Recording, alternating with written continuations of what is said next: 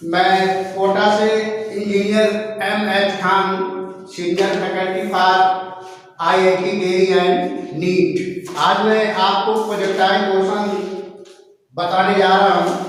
तो आइए देखते हैं प्रोजेक्टाइल मोशन क्या होता है। और प्रोजेक्टाइल मोशन के पहले कुछ और इम्पोर्टेंट बातें देखते हैं कि स्ट्रेट लाइन मोशन में क्या कंडीशन होता है, फिर सर्कुलर मोशन में क्या कंडीशन होता है और फिर प्रोजेक्टाइल मोशन में क्या कंडीशन होता है। उसके बाद मैं आपको प्रोजेक्टाइल मोशन के विषय में बताता हूँ। तो यहाँ पर आप देख रहे हैं कि ये कोई पार्टिकल है, v वेलोसिटी से मूव कर रहा है। ये पार्टिकल है v वेलोसिटी से मूव कर रहा है। तो ये वेलोसिटी v वेरिएबल है। इसका मतलब ये होगा कि इस वेलोसिटी के डायरेक्शन में या इस वेलोसिटी के अपोजिट डायरेक्शन में एक्सेलरेशन लग रहा है। तो वेलोसिटी एंड एक्सेलरेशन दोनों यहाँ पर पैरेलल भी हो सकते हैं and velocity and acceleration anti parallel भी हो सकते हैं।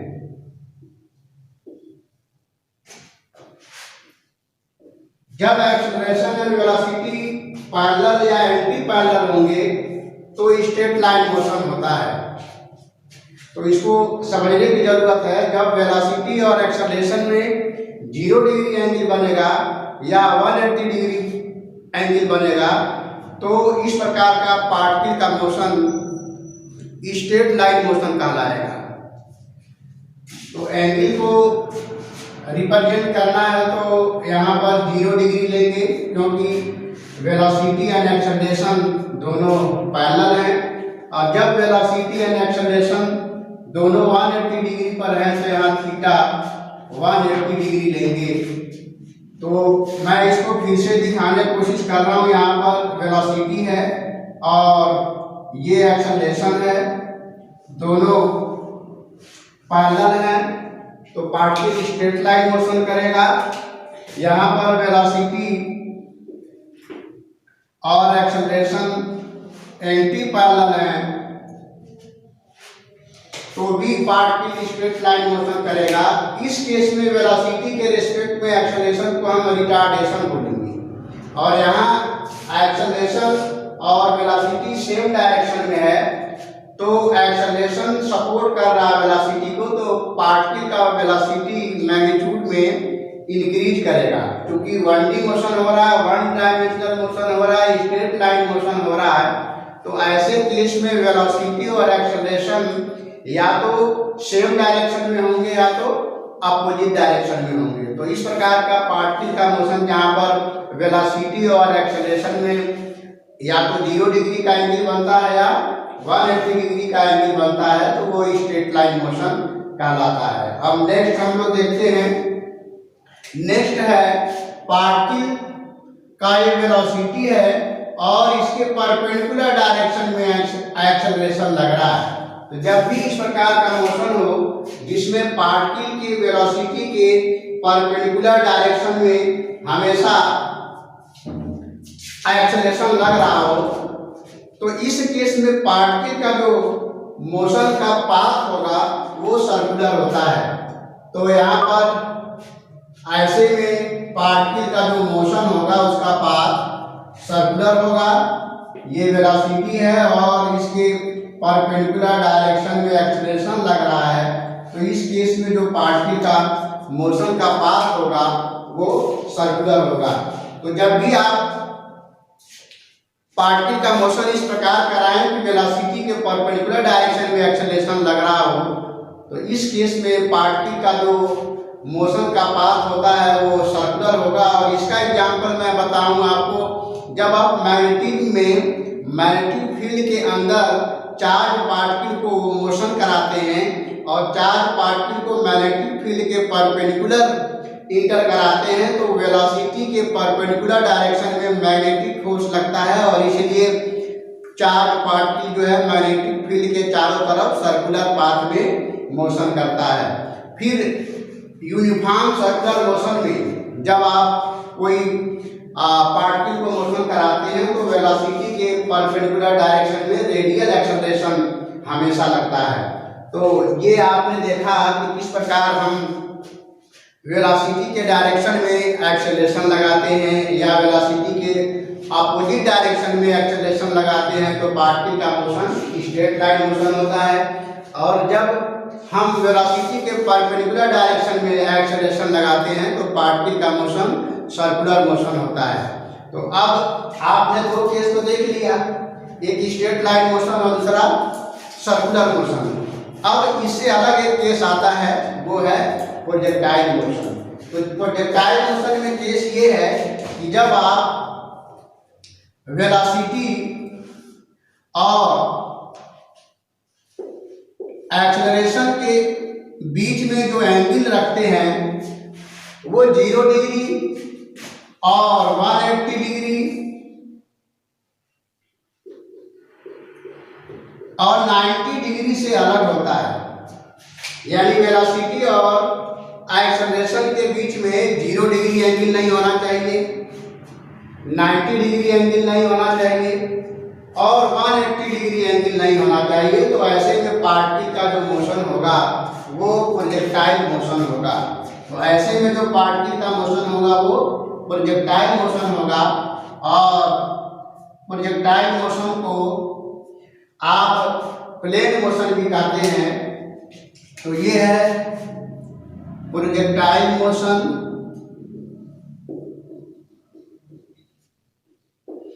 यहां पर आपने स्ट्रेट लाइन मोशन देखा, ये है सर्कुलर मोशन। तो इतना जानने के बाद हम अब इस पोजीशन में आए हैं कि हम आपको प्रोजेक्टाइल मोशन अब पढ़ा सकते हैं और अब आप प्रोजेक्टाइल मोशन पढ़ने के पोजीशन में आ गए हैं। क्योंकि आपको ये अंतर समझना होगा कि straight line motion, circular motion और प्रोजेक्टाइल मोशन में क्या डिफरेंस है और हम प्रोजेक्टाइल मोशन को क्यों पढ़ते हैं। ठीक है, तो प्रोजेक्टाइल मोशन जनरली लाइफ में हमारे सराउंडिंग में किसी न किसी टाइम में किसी न किसी सिचुएशन में होता रहता है। जैसे आपने किसी ऑब्जेक्ट को यूं थ्रो कर दिया, बॉल को यूं आपने फेंक दिया, तो इस तरह की सिचुएशन है जो प्रोजेक्टाइल मोशन के एग्जांपल्स हैं। किसी वस्तु को यूं हाथ में लेकर के आपने यूं फेंक दिया, तो ये प्रोजेक्टाइल मोशन का पार्ट होता है। और आप अगर किसी वस्तु को यूं प्रोजेक्ट कर रहे हैं तो आप देख रहे हैं कि वेलोसिटी जो है ये डायरेक्शन है और उसके ऊपर ग्रेविटेशनल एक्सेलरेशन डाउनवर्ड लग रहा है और इसमें एंगल 90 डिग्री का नहीं बन रहा है। तो इस प्रकार का जो पाथ होगा वो प्रोजेक्टाइल मोशन होगा। तो हम अब आपको प्रोजेक्टाइल मोशन के विषय में बताएंगे। अभी जो बताया है इसमें कोई पॉइंट आपका क्लियर ना हुआ हो तो आप पूछ सकते हैं। किसी बच्चे को इसमें से कोई पॉइंट क्लियर ना हुआ हो तो आप पूछ सकते हैं। सबको सारी बात समझ में आ गई। तो अब मैं आपको प्रोजेक्टाइल मोशन, अगर आपको स्क्रीनशॉट लेना है तो ले लीजिए। ठीक है, तो अब मैं प्रोजेक्टाइल मोशन आपको पढ़ा सकता हूँ। तो देखते हैं क्या होता है projectile motion.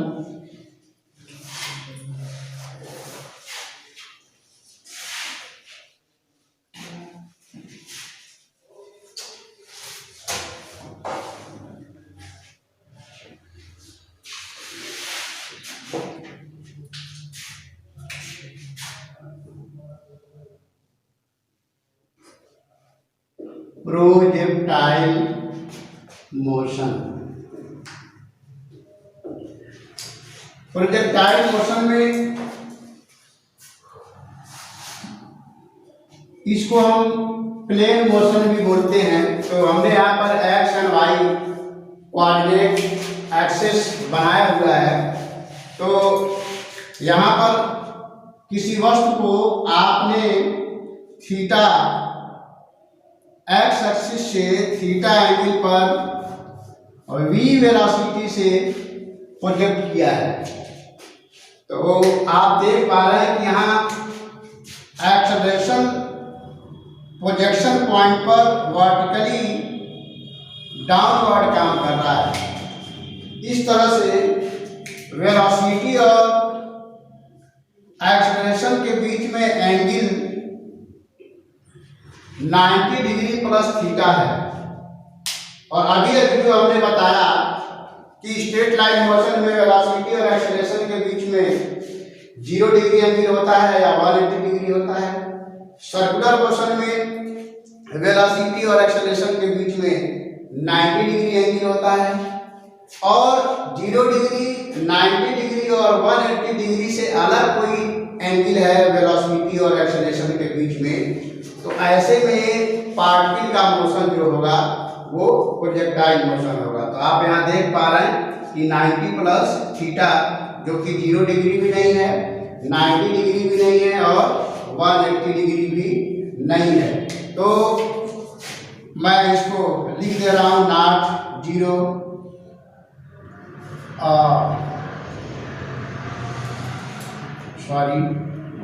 Theta naught 0 degree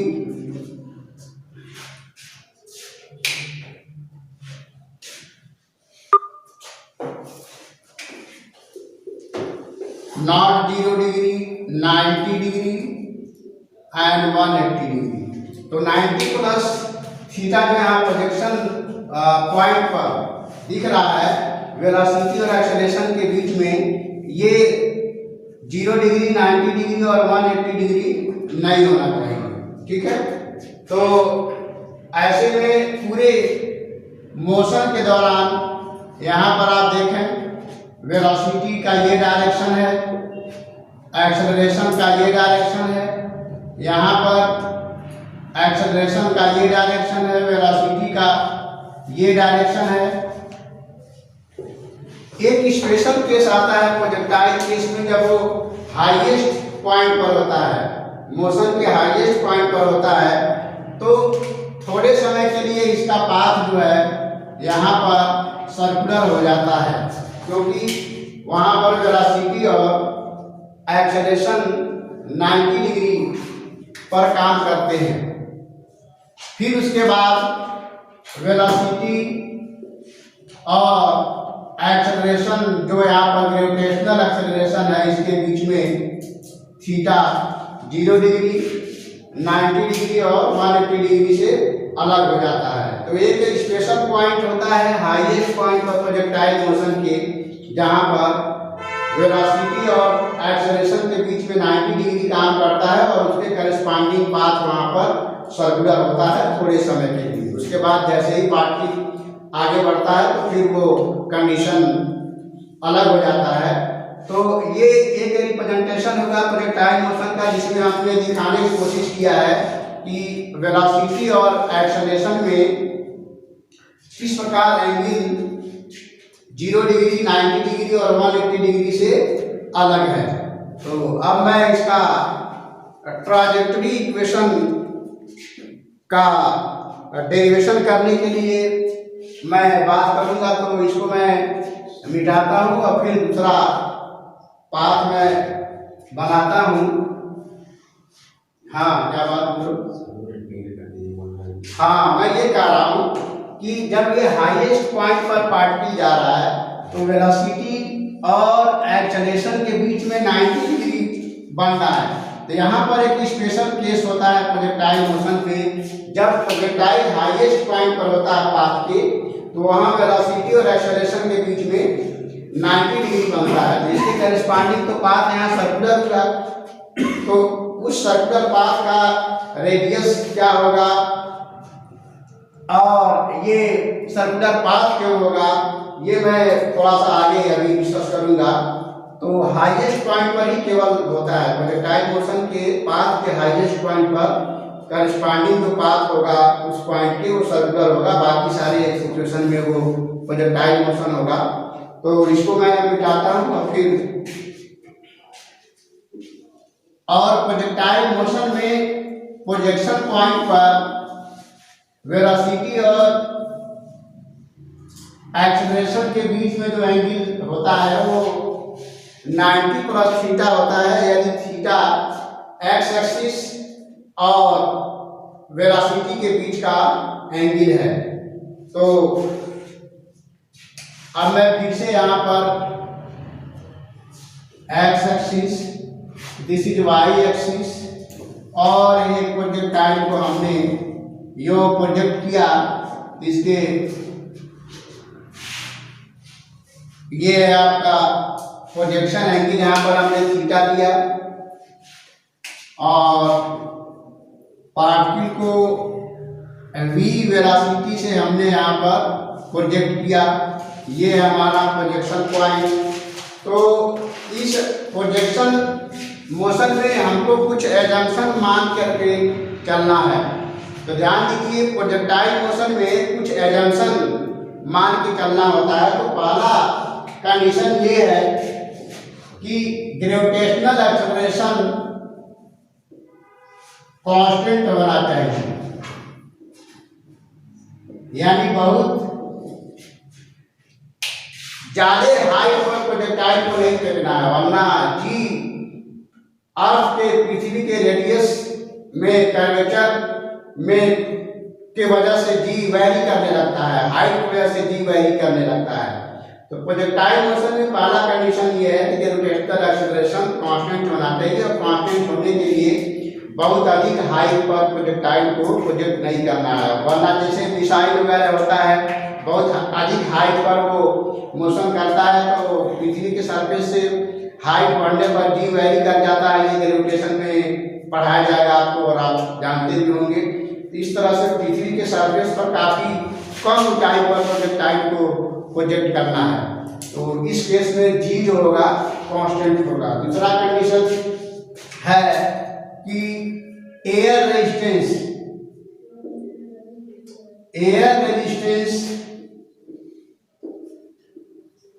negligible लेना है आपको।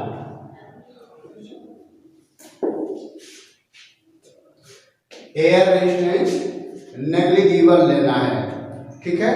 तो एयर रेजिस्टेंस को कंसीडर नहीं किया जाता है, अदरवाइज प्रोजेक्टाइल का जो इक्वेशन है और पाथ है उसमें चेंजिंग आएगी। तो पहले हम लोग प्रोजेक्टाइल मोशन इन वैक्यूम पढ़ लेते हैं, उसके बाद तो हम लोग एयर रेजिस्टेंस में भी देखेंगे कि प्रोजेक्टाइल मोशन का क्या सिचुएशन हो रहा है। तो ये दो कंडीशन, और वेलोसिटी भी बहुत हाई नहीं होना चाहिए, v की वैल्यू भी बहुत ज़्यादा नहीं होना चाहिए। पता चला आप लाइट की स्पीड के आसपास की स्पीड में उसको प्रोजेक्ट कर रहे हैं तो उस पर g का कोई इफेक्ट नहीं पड़ेगा।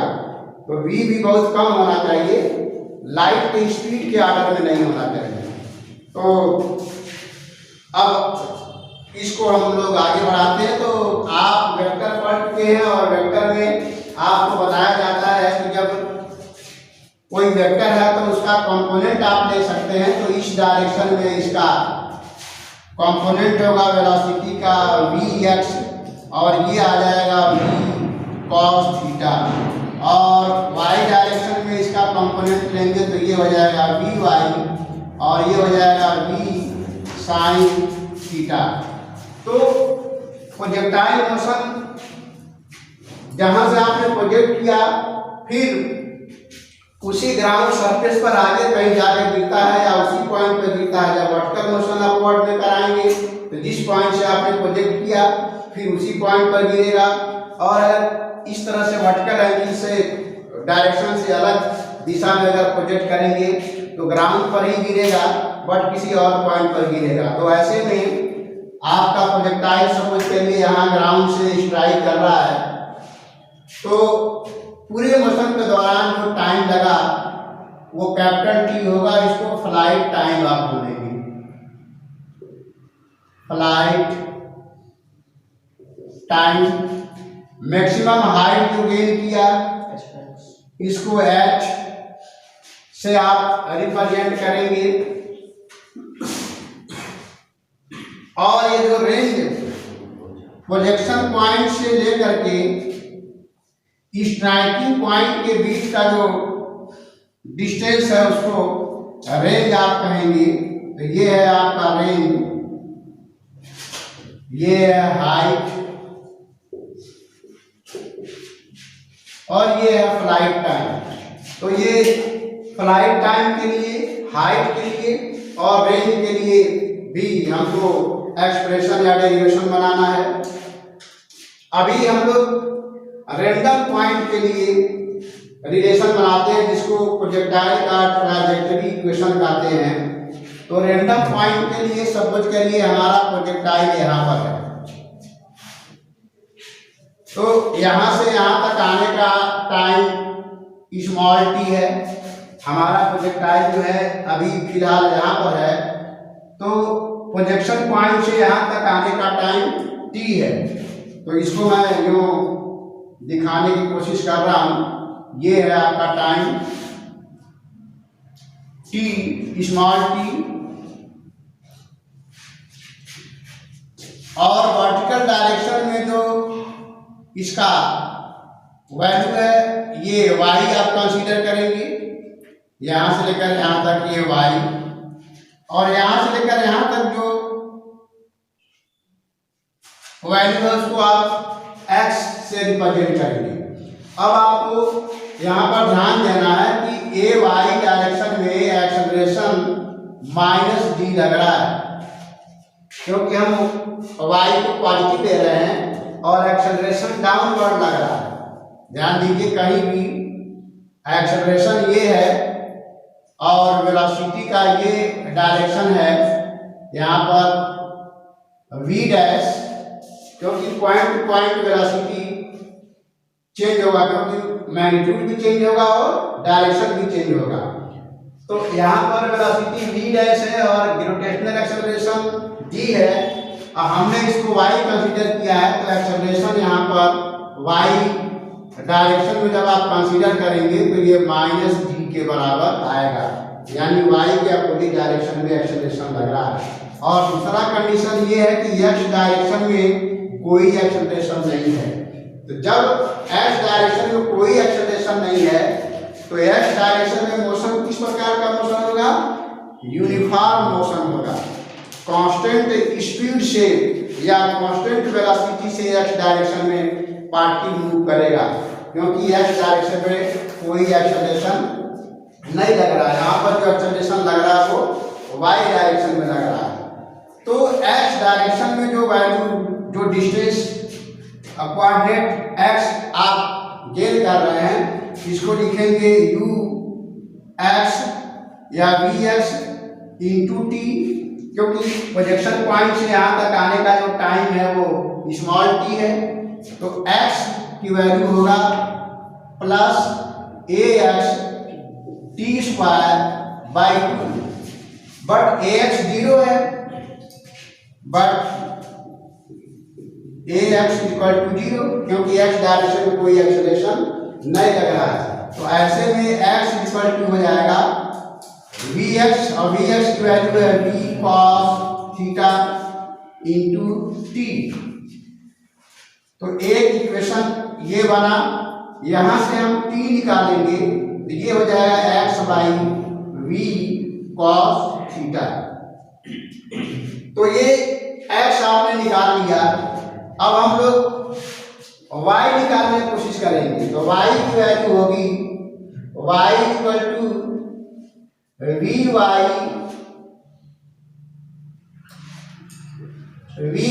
vy into T minus half G T square, क्योंकि अभी इसको ए वाई लिखिए, A Y plus V Y T plus half A Y T square. अब ये सारे वैल्यू रखेंगे तो y इक्वल टू होगा v साइन थीटा, क्योंकि वी वाई यहाँ पर आप देख रहे हैं v साइन थीटा दिया गया है। इसके बाद t और ए वाई की वैल्यू जब आप रखेंगे तो ये हो जाएगा माइनस डी, तो ये हो जाएगा minus half G T square. तो ये y कोऑर्डिनेट हुआ प्रोजेक्टाइल मोशन का। प्रोजेक्शन पॉइंट से इस पॉइंट तक आने में जो कि टाइम स्मॉल टी लग रहा है, तो इसका y कोऑर्डिनेट और x कोऑर्डिनेट आप इस तरह से प्राप्त करेंगे। अब हमको इस इक्वेशन से जहां से आपने टाइम स्मॉल टी निकाला है एक्स और v cos थीटा के टर्म में, इस टाइम को इस इक्वेशन में रख करके t को एलिमिनेट करना है, t को वहां से हमें हटाना है। तो आइए देखते हैं, हम प्राप्त किए हैं y equal to v sine theta minus half G T square into t. तो रखते हैं value y equal to v sine theta, यहाँ पर t की वैल्यू रखेंगे यहाँ से x by v cos theta minus half G T square means x by v cos theta पूरे का स्क्वायर।